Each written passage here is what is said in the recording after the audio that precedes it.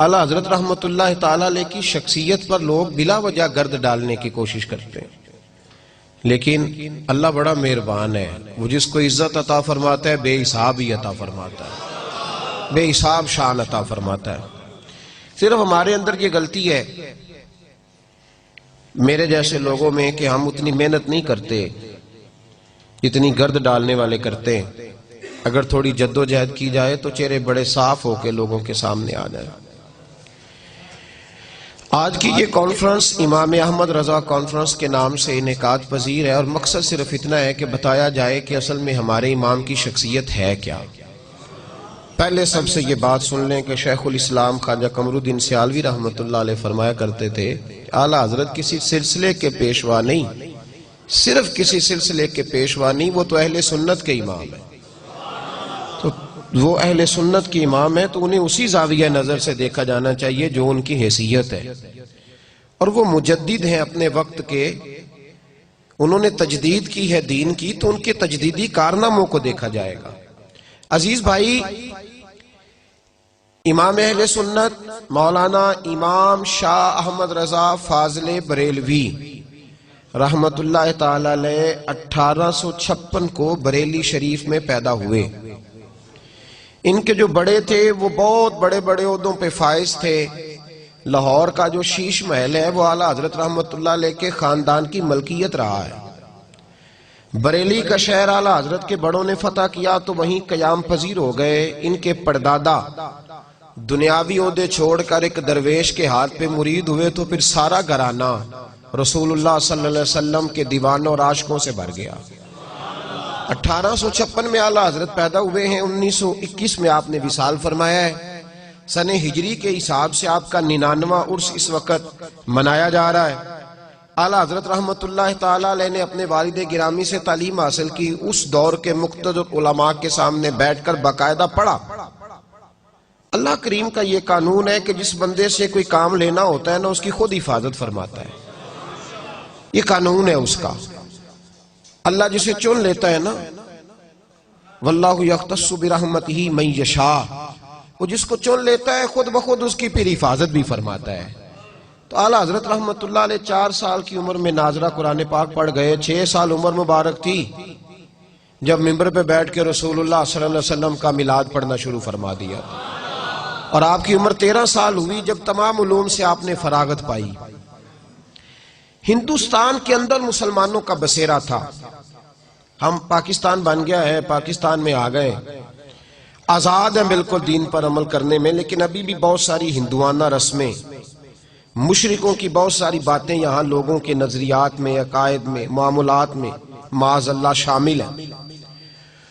اعلیٰ حضرت رحمت اللہ تعالی علیہ ہندوؤں کے ساتھ وقت گزارتے تھے، لیکن ڈٹ کر ان کا مقابلہ فرماتے تھے۔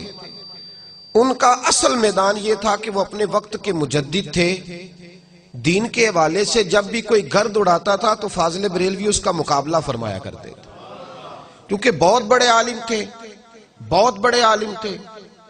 یہ علوم کی قسمیں ہوتی ہیں، علوم کی سمجھانے کے لیے صرف عرض کرتا ہوں، جس طرح ایک آدمی ناک کا اسپیشلسٹ ہوتا ہے تو وہ معدے کی دوائی نہیں دے پاتا، اور جو آدمی آرتھوپیڈک سرجن ہوتا ہے وہ آنکھوں کی دوائی نہیں دیتا۔ یہ مختلف سبجیکٹ ہوتے ہیں۔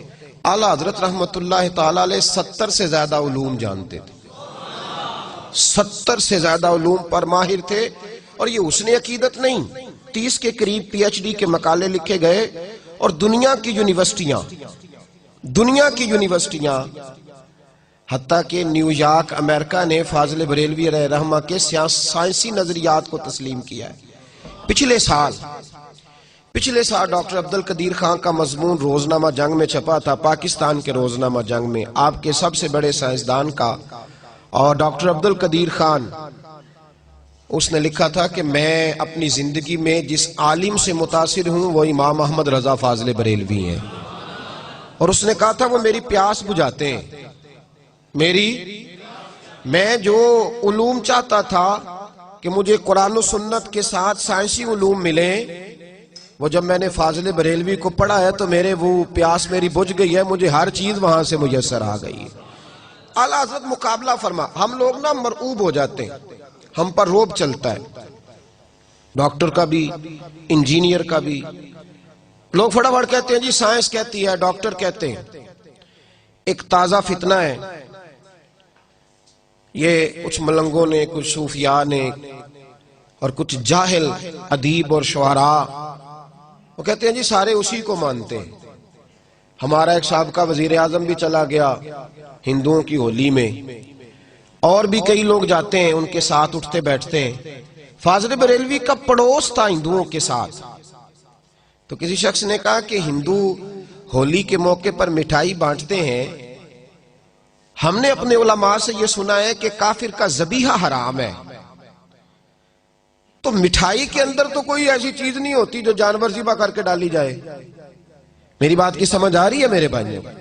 तो फाजिल बरेलवी से सवाल पूछा का हुजूर होली के मौके पर जो वो मिठाई बांटते हैं, प्रसाद देते हैं, तो वो लेनी जायज है? आला हज़रत फरमाने लगे ये उनका मजहबी त्यौहार है। मुसलमान एक जुदागाना कौम है, ये अपने मजहबी त्यौहार मनाएंगे। ये 11वीं का लंगर खाएंगे, मिलाद का लंगर खाएंगे, हलाल चीज खाएंगे, लेकिन हिंदुओं की होली के मौके पर जो मिठाई बांटी जाएगी उसके करीब भी नहीं जाएंगे।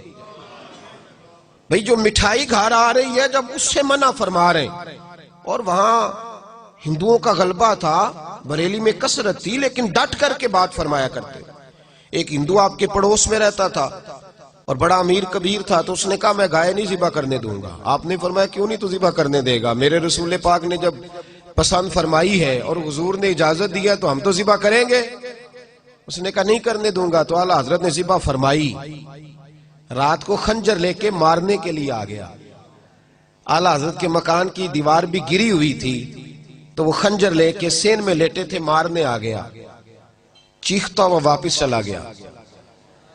सुबह नमाज पढ़ के रजा मस्जिद की सीढ़ियां उतर रहे थे तो दौड़ा हुआ आया, कदमों में गिर गया और मैं कहा चल दौड़ जा। कहने लगा मेरी सुनो तो सही, मेरे साथ रात क्या हुआ? फरमाने लगे बस जा ना, तुझे कहा है ना दौड़ जा। कहा सुनो तो सही। आला हजरत रहमतुल्लाह ताला अलैह फरमाने लगे चल फिर बता मुसलमानों को क्या हुआ? कहने लगा रात जब मैं आप पे हमला करने आया हूं तो शेर आपके गिर्द पहरा दे रहा था।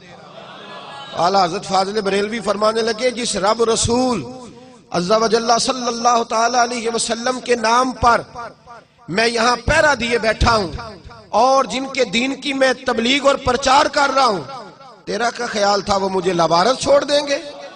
तो मेरी हिफाजत ही नहीं करेंगे? आला हजरत ने डट कर, हम लोग बड़ी जल्दी, अब एक डॉक्टरों ने नई बात शुरू की है, वो कहते हैं कजन मैरिज ना करो। को बच्चा बीमार हो जाता है ना, 2, 4, 5 साल का बच्चा है, डॉक्टर के पास ले गए, उसने कहा जी बच्चे के दिल में सुराख है। तो डॉक्टर सवाल पूछते हैं कि कजन मैरिज तो नहीं, उससे क्या होता है जी? कहते हैं उससे बीमारियां पैदा होती हैं। सुनिए ना आपने ये बात। अच्छा हमारे लोग मना ही नहीं करते डॉक्टर को, उसको समझाते ही नहीं। हम 2 मिनट के लिए ये लफ्ज बोलने को